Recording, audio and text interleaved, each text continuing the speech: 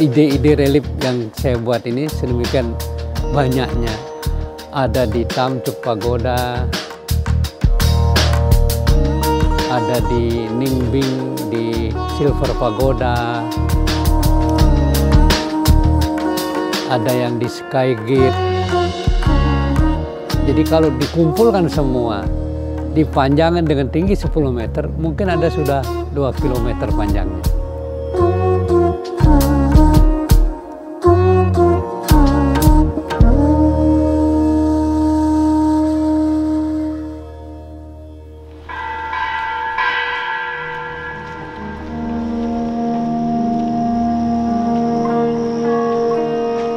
Kita sekarang lihat proyek yang sedang kita kerjakan ya.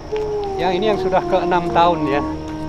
Ini untuk international meeting room. Jadi nanti kalau ada tamu-tamu internasional seperti presiden, dia akan dibawa ke tempat ini. Kita sudah membawa kira-kira 300 kontainer yang sudah kita pasang di sini ya. Ini antara lain bagaimana dia mulai mengerjakan, memasang, terus membawanya ke dalam. Semua batu-batu ini kita bawa dari Magelang ya. Nah, kita lihat bagaimana dia bekerja. Mulai coba angkat satu itu. Nah lihatin ke sini, coba diputar ya. Nah ini sebagai gambaran batu-batunya ini beratnya kira-kira satu batu ada 50 kilo. Coba diangkat berdua mas. Nah, taruh di atasnya. Cara masangnya segala, misalkan ini harus ketemu dengan ini, jadi dibalik ke sini. Nah, gitu. Mereka mulai pasang, bagaimana bisa ketemu antara satu batu dengan batu lain. Nah, itu dia. Nah, setelah itu baru akan dibawa ke dalam. Ya. Pakai angkong itu, ambil angkong mas coba. Satu batu ini diangkat berdua karena dia beratnya 50 kg per buahnya. Setelah dipasang di dinding, di bagian dalam daripada relief itu lalu dikasih cor semen begini. Mari kita masuk ke sana, kita mulai dengan melihat bagaimana batu-batu material-material yang ada ini. Dan juga pegawai-pegawai yang sudah kerja di sini sejak jam 7 pagi mereka sudah kerja sampai jam 5 sore. Mari kita masuk ke sana.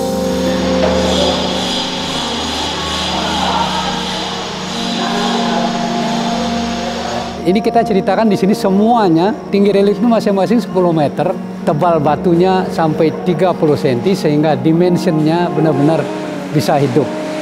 Coba Bapak lihat aja di sini, misalnya kita lihat ya bagaimana relief-relief yang kita pasang ini yang sedang dalam proses pembangunannya. Ini sudah tahun yang ke-6 ya. Kita membuat sedemikian rupa sehingga antara satu relief dengan relief lain itu menjadi satu bagian, sehingga di ujung-ujungnya ini pun juga di tempat persilangannya tetap ada bentuk-bentuk artnya, sehingga dia membuat satu keindahan yang luar biasa.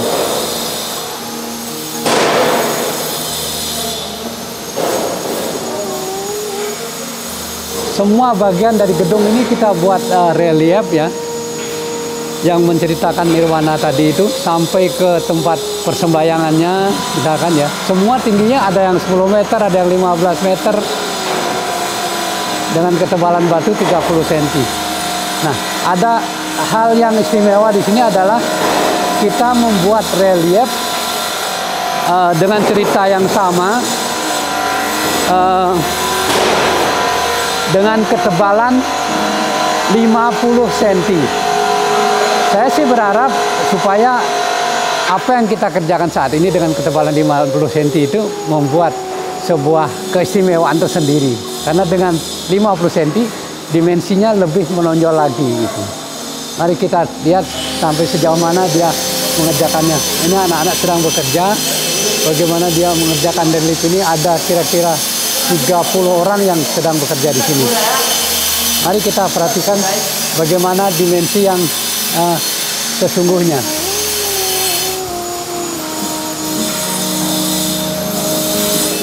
Kalau kita lihat di sini ya, bagaimana kita memasang batu antara satu batu dengan batu lain, ada connecting antara satu batu dengan batu lain, terus satu batu dengan dinding tembok yang akan dicor itu. Itu pun kita gunakan stainless steel, maksudnya supaya dia jangan sampai korosi di kemudian hari. Kalau dia korosi, dia akan menimbulkan warna merah-merah keluar dari celah-celah relief itu. Makanya kita buat dari stainless steel yang tidak mengkarat. Ya, setelah itu kita nanti akan ngecor.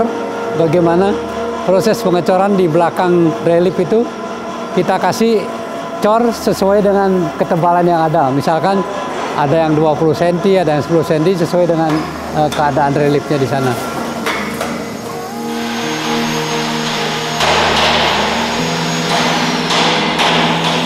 Mungkin menurut saya sendiri ya, kemungkinan besarnya kelak di kemudian hari sangat tidak mungkin ada yang membuat lagi sepertinya, karena generasi kita yang untuk pemahatan sudah berkurang banyak.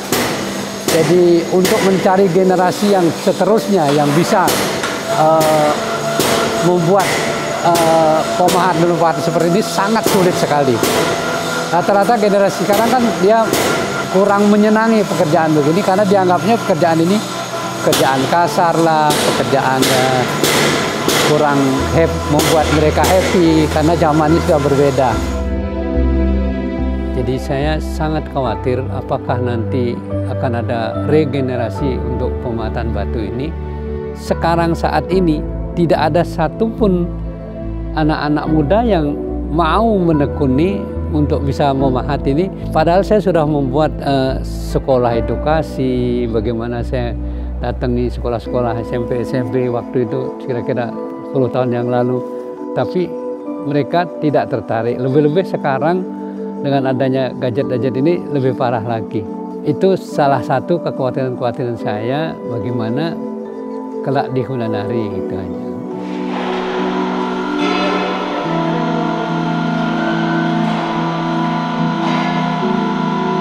Ini kan dulu ikut saya si gendut ini ya.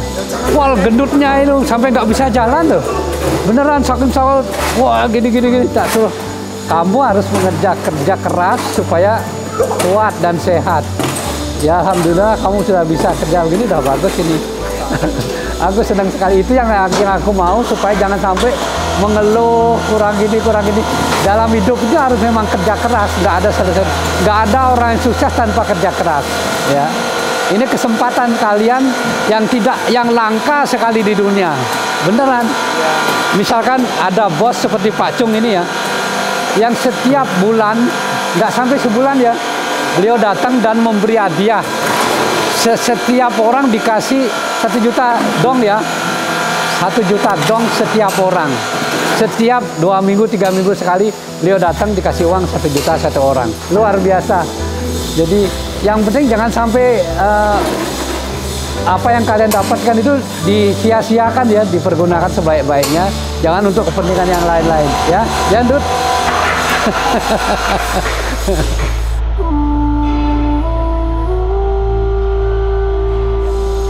Dalam hati saya sendiri kadang-kadang bagaimana saya bisa membuat seperti ini. Sudah selama 6 tahun ini mengerjakan kredit ini. Selalu aja mulai dari awal kita membuat itu dari 10 cm, terus naik menjadi 20 cm tebal batunya, sekarang menjadi 30 cm, bahkan yang terakhir ini sudah 50 cm tebalnya. Apakah kelak di kemudian hari kita akan bisa membuat yang lebih tebal dari ini? Saya belum paham benar. Kecuali kalau memang ada hal-hal yang miracle yang akan datang, kita akan bisa. Tapi ada kemungkinan seperti itu.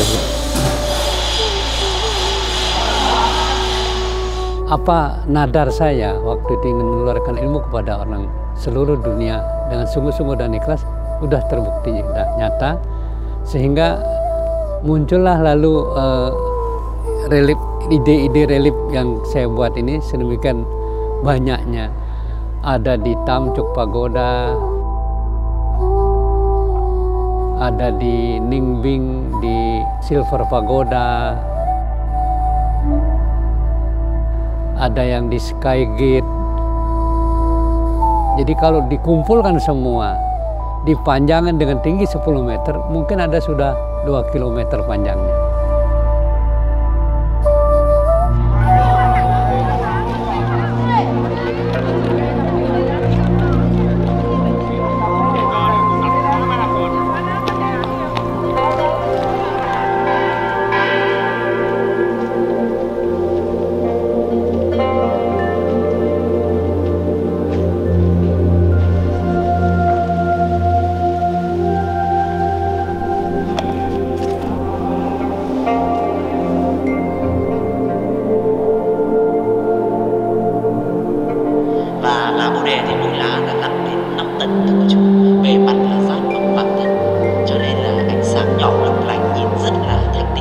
Inilah kita bisa lihat bagaimana besarnya proyek yang kita buat di sini, yang bercerita tentang bagaimana kita bisa menciptakan sesuatu untuk kepentingan umat manusia, terutama generasi kita, penerus kita, yang mungkin kelak di benar hari siapa tahu bisa ada yang meneruskan apa yang kita buat dengan keindahan yang sekarang ada di Tamcuk Pagoda ini.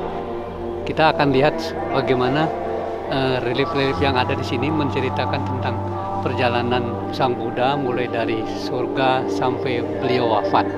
Ada 3.500 cerita. Apa yang bisa dilihat di sini bukan hanya sekedar meniru gitu misalnya dari adanya Candi Borobudur, tapi saya mendesain sedemikian rupa berbentuk berbeda-beda. Kita bisa lihat nanti bagaimana gambar-gambar yang ada ini berkolaborasi antara Indonesia dan lain-lain negara semuanya. Kalau kita perhatikan di sini, tingginya 10 meter, masing-masing dibagi menjadi 4 sesi. Tapi kita juga mendesain ada 4 dinding di sini yang khusus supaya kelihatan lebih hidup, lebih dimensinya kelihatan, membuat menjadi 10 kali 10 itu satu dinding aja, satu relief gitu. Kenapa warnanya sampai menjadi agak merah-merah ke hitam-hitam itu? Ini adalah hasil inovasi kita, bagaimana menciptakan warna supaya kesannya antik seperti batu yang ada di Candi Borobudur. Candi-candi lainnya juga hampir sama, terbuat dari warna alami seperti kulit manggis, ada campuran teh, ada campuran kapur sirih gitu, sehingga dia menjadi warna alami beneran.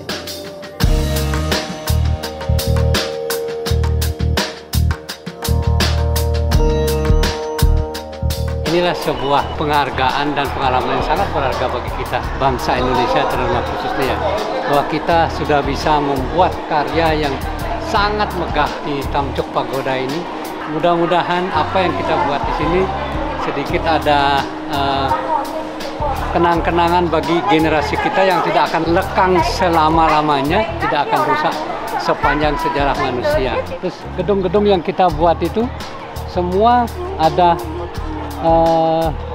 hiasan reliknya yang bercerita tentang perjalanan Sang Buddha.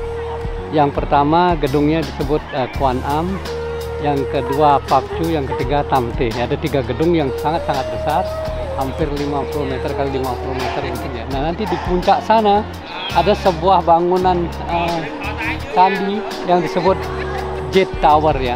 Sangat di puncak sana, mungkin sekitar 300 tangga.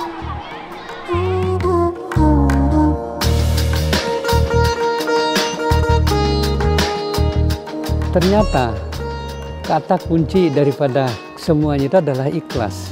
Ketika kita melakukan sesuatu dengan sungguh-sungguh dan ikhlas, dan sudah terbuktilah sekarang bahwa apa yang saya lakukan dan saya kerjakan sekarang ini, sampai ada proyek yang di Hanoi, di Tamcuk Pagoda ini sedemikian besarnya, bahkan akan berlanjut sampai 10 tahun ke depan, sementara saat ini sudah 6 tahun lamanya.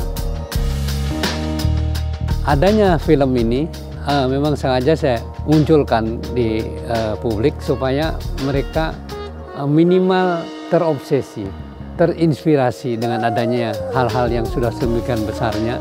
Harapan saya supaya apa yang pernah saya buat, apa yang pernah saya lakukan bisa berkelanjutan gitu. Itu yang menjadi harapan saya bagi generasi penerus.